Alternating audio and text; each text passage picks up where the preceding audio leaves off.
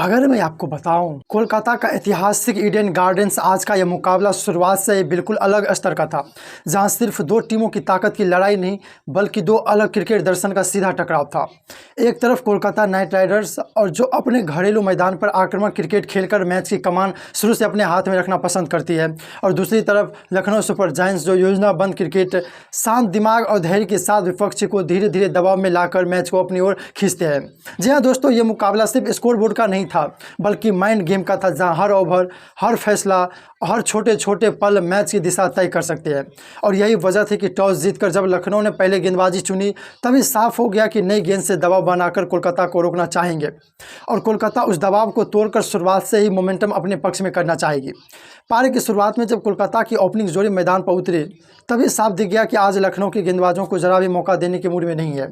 फिनेलेन ने शुरुआत से ही सकारात्मक इरादा दिखाया, फुल लेंथ गेंद पर कवर के जरिए चौका और शॉर्ट गेंद पर कट लगाकर बाउंड्री। लेकिन दोस्तों, T20 के इस आक्रामक अंदाज में हमेशा एक बड़ा जोखिम होता है। सिर्फ 1.4 ओवर में जब टीम का स्कोर 15 पर पहला विकेट गिरता है, तो लखनऊ की योजना के पहले चरण में सफल हो जाता है। नई गेंद और फील्डिंग प्रतिबंध का फायदा उठाकर जो दबाव बनाना था, उसका पहला परिणाम उन्हें मिल जाता है। यह विकेट सिर्फ एक सफलता नहीं थी बल्कि मैच का टोन सेट करने वाला बड़ा पल था। लेकिन यहीं से पारी एक नया मोड़ लेती है, क्योंकि क्रीज पर आते हैं कप्तान अजिंक्य रहाणे। दोस्तों, रहाणे की ये पारी सिर्फ रन बनाने के लिए नहीं थी, ये पूरी पारी को दिशा देने की जिम्मेदारी वाली पारी थी।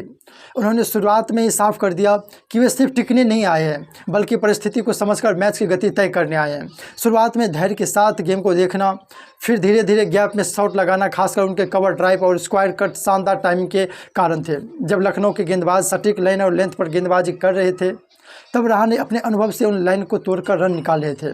36 गेंदों में 41 रन की वो पारी सिर्फ आंकड़ों में नहीं बल्कि मैच के संदर्भ में बेहद अहम थी।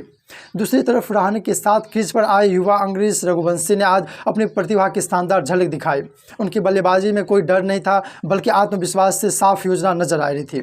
स्पिनरों के खिलाफ आगे बढ़कर बड़े शॉट खेलना, पेसरों की शॉर्ट गेंदों को पुल करना, इन सब में ये साबित कर दिया कि वो भविष्य के लिए तैयार एक संपूर्ण T20 बल्लेबाज है। जहां रहाणे पारी को संभाल रहे थे, वहीं रघुवंशी लगातार आक्रमण करते हुए मैच का रफ्तार बढ़ा रहे थे। यही साझेदारी कोलकाता की पारी का असली टर्निंग पॉइंट बनती है। एक तरफ स्थिरता, दूसरी तरफ आक्रमण, ये संतुलन लखनऊ के गेंदबाजों के लिए बड़ी चुनौती बन गया। आखिरकार लखनऊ को सफलता मिलती है, रहाणे 43 रन बनाकर आउट हुए, लेकिन जाने से पहले वो पारी को ऐसी स्थिति में पहुंचा जाते हैं जहां से बड़ा स्कोर बनाना संभव हो जाता है। कुछ ही देर बाद रघुवंशी भी 45 रन बनाकर पवेलियन लौट जाते हैं। ये समय लखनऊ के लिए वापसी का मौका था, लेकिन T20 में सिर्फ विकेट लेना काफ़ी नहीं होता, दबाव बनाए रखना ज़रूरी होता है। और यहीं कोलकाता अपने बल्लेबाजी की गहराई दिखाता है। कैमरन ग्रीन क्रीज पर आकर पहले समय लेते हैं और फिर धीरे धीरे गियर बदलना शुरू करते हैं। उनकी बल्लेबाजी में नियंत्रण और संतुलित आक्रामकता दिखाती है, जहां जोखिम कम होता है लेकिन असर पूरी तरह पड़ता है। इसके बाद आता है पारी का सबसे अहम चरण, डेथ ओवर। यहीं रोमन पॉवेल मैच की दिशा पूरी तरह बदल देते हैं। शॉर्ट गेंद पर फुल लेंथ पर सीधा या कवर के ऊपर से बड़ा शॉट, इस तरह उन्होंने लखनऊ के गेंदबाजों की पूरी योजना तोड़ दी। आखिरी ओवर में जिस तेजी से रन बनते हैं, वही कोलकाता को बड़े स्कोर तक पहुंचाता है। पवेल के 24 गेंदों में 39 रन पारी का वो फिनिशिंग भेज था, जिसके बिना स्कोर इतना चुनौतीपूर्ण नहीं बनता। दूसरी तरफ कैमरन ग्रीन अंत तक नाबाद रहकर पारी को शानदार तरीके से खत्म करते हैं। 20 ओवर में 4 विकेट पर 181 रन, अब लक्ष्य 182 की। मैच का पहला अध्याय खत्म, अब शुरू होगा असली मुकाबला, रन चेज का रोमांच। 142 रन के पहाड़ जैसे लक्ष्य का पीछा करते हुए लखनऊ सुपर जायंट्स ने शुरुआत तो आत्मविश्वास के साथ की, लेकिन ईडन की भीड़ के दबाव में शुरुआत पूरी तरह नियंत्रण में नहीं थी।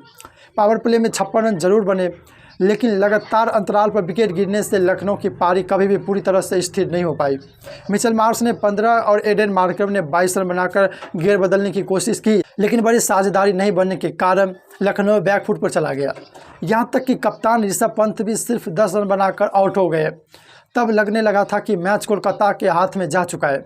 ऐसे मुश्किल समय में एक छोर संभालकर आयुष बर्डोनी ने लगातार पारी खेली। उनके 54 रन की पारी ने लखनऊ को मैच में बनाए रखा। बर्डोनी ने सिर्फ रन नहीं बनाए बल्कि बिखरती पारी को धीरे धीरे संतुलन में वापस लाया। हालांकि निकोलस पूरन ने सिर्फ 13 रन बनाकर आउट हो गए, जिससे लखनऊ पर दबाव और बढ़ गया। और यहीं से मैच की कहानी पूरी तरह बदल जाती है, क्योंकि क्रीज पर आते हैं लखनऊ के नए हीरो मुकुल चौधरी। दोस्तों, यहीं से शुरू होती है एक अलग रोमांच की कहानी। जब जीत के लिए ठंडे दिमाग की ज़रूरत थी, तब मुकुल चौधरी ने जिम्मेदारी अपने कंधों पर उठाई। शुरुआत में उन्होंने समय लिया, पिच को समझा और गेंदबाजों को पढ़ा और फिर अचानक आक्रमण शुरू कर दिया। उनकी बल्लेबाजी में सिर्फ साफ योजना दिख रही थी कि जो भी गेंद उनके जोर में आई उसे उन्होंने बाउंड्री के पास भेजा। 27 गेंदों में 54 रन की उनकी पारी सिर्फ आंकड़ों में बड़ी नहीं थी, बल्कि मैच के संदर्भ में पूरी तरह गेम बदल देने वाली थी। खासकर डेथ ओवर में उन्होंने जिस तरह गेंदबाजों को दबाव बनाया, उससे लखनऊ में वापसी कर पाया। मैच के आखिरी पल जब पूरी तरह तनाव से भरे हुए थे, तब भी मुकुल चौधरी ने कोई जल्दबाजी नहीं की।